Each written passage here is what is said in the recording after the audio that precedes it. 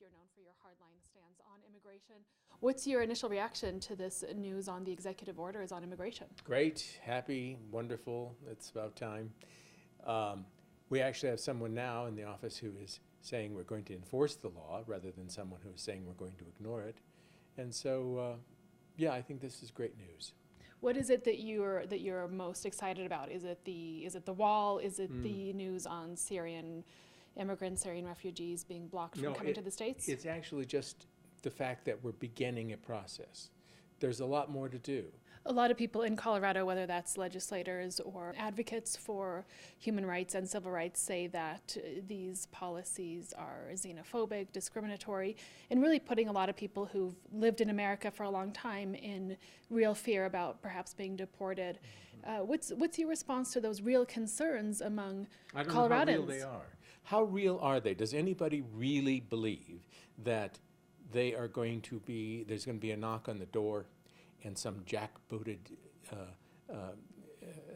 Border Patrol agent is going to be there to take them away? Do they really believe that?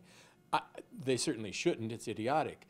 Now, to the extent that the press pushes that kind of an angle, then I guess it would be your problem. Well, let's take the case of the citizens with, not the citizens, the individuals with deferred action. They sort of came out of the shadows under the Obama administration because they were granted certain rights.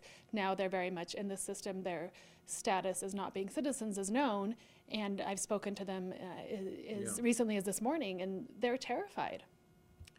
Well, of what? I don't know exactly why are they terrified? First of all, right now, the only thing I know about is the construction of some sort of border barrier.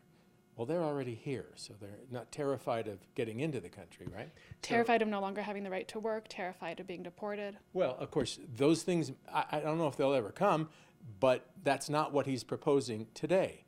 Come and talk to me about that when that happens, I suppose.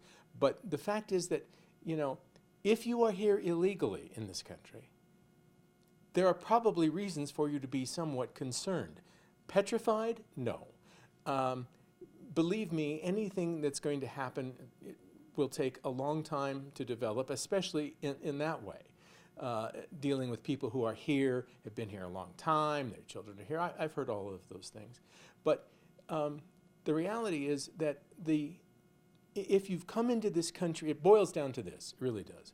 If you've come to this country illegally, if you've broken in, essentially, what do you think might happen? That you would never, ever be confronted with that fact, with that behavior? And if you thought that, of course, it's quite naive. Your stance on immigration, some could say, has been even a harder line than what we're seeing now from the Donald Trump administration. With these changes in our country, do you feel somewhat vindicated in the position that you've held for many years? Well, sure. What, of course.